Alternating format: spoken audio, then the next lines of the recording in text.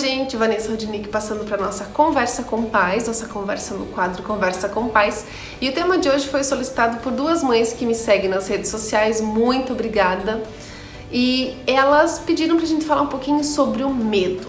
Elas têm filhos entre 2 a 3 anos, né? E o medo, ele tem se instalado nas crianças e principalmente com essa época de pandemia, parece que isso tem aumentado um pouquinho. Então a gente vai conversar um pouquinho sobre medo, mas antes eu queria dizer para vocês curtirem, compartilharem, escreverem, darem seu joinha, seu like lá no nosso canal e também para vocês compartilharem os nossos vídeos, deixando os comentários que vocês acham pertinentes. Um beijo e vamos lá! Então, gente, falando sobre medo, primeiro a gente precisa entender que toda criança vai passar pela fase do medo. Essa fase, ela perdura de 2 a 4 anos e tem crianças que desenvolvem de 3 para 4. 4 anos, 4 anos e meio no máximo, depois disso ele precisa ir embora. Mas por que o medo acontece nessa fase? O medo, ele vem justamente porque a criança, ela está se conhecendo. Ela está conhecendo o outro e ela se dá conta do eu fora do outro.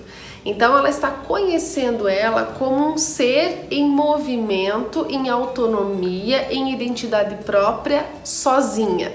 Ela descobre que ao mesmo tempo ela pode brincar sozinha, ela pode mexer nas coisas sozinha, ela já não precisa depender o tempo todo dos adultos e ela vai se descobrindo nesse universo mais autônomo. Só que o medo vem junto com este universo mais autônomo. Por quê? Porque eu posso ir sozinha até o banheiro, mas eu não sei o que vai ter no banheiro.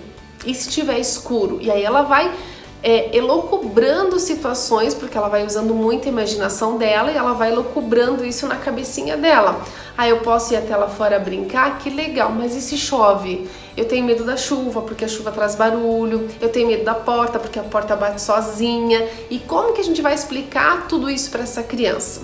Então ela está se entendendo, ela está se conhecendo, ela está se movendo como um ser nesse universo que é muito bom, é muito maravilhoso, mas que traz o medo como parte dessa vivência. E isso a gente precisa sim estruturar para que na cabecinha dela isso não cresça como algo ruim e que seja sim uma fase desse período e essa fase passe.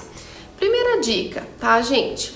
É você criar estratégias, é você dar ferramentas para não aumentar, para não dimensionar esse medo numa estrutura que não existe, né? E inclusive não compartilhar desse medo. Ah, realmente, quando chove dá muito barulho. Ah, não, verdade, filha, vamos ficar aqui porque a mamãe também tem medo de escura. Olha o que você tá fazendo, você também tá, por mais que você tenha medo, mas agora não é hora de demonstrar isso não, tá?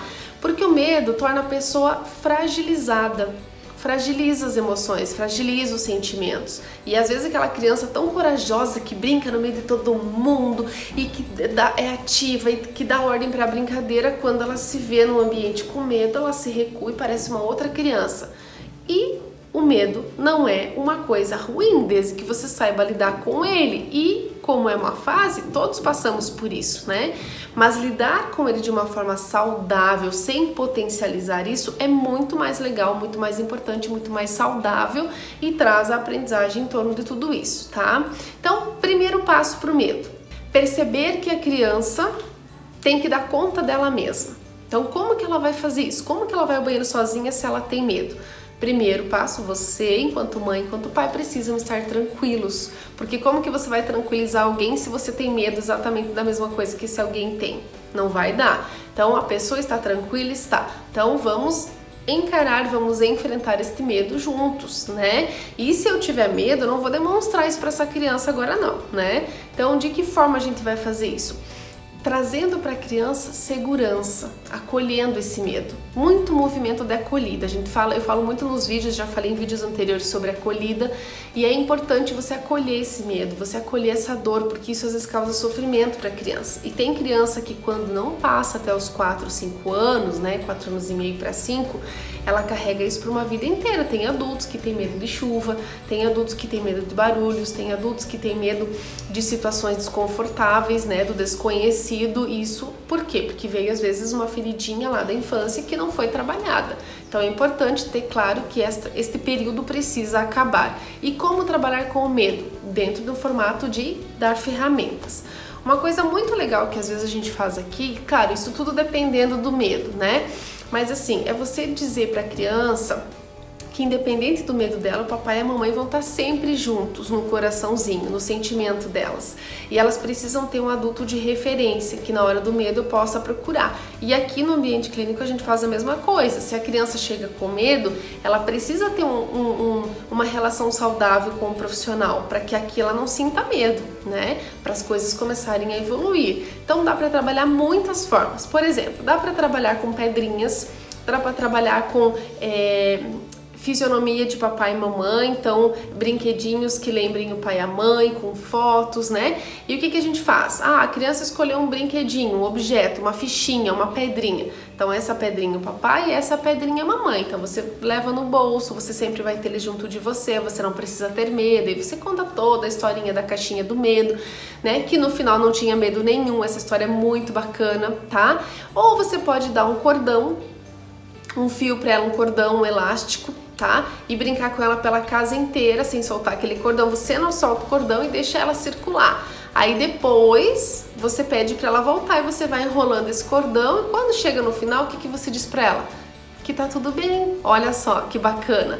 E aí depois o próximo passo é que por mais que ela ande pelo escuro, que ela vá ao banheiro sozinha, que ela vá pro quarto, que ela vá pro corredor, que ela vá pra sala, ela sempre vai ter alguém para contar, porque você vai estar lá na ponta da corda, né?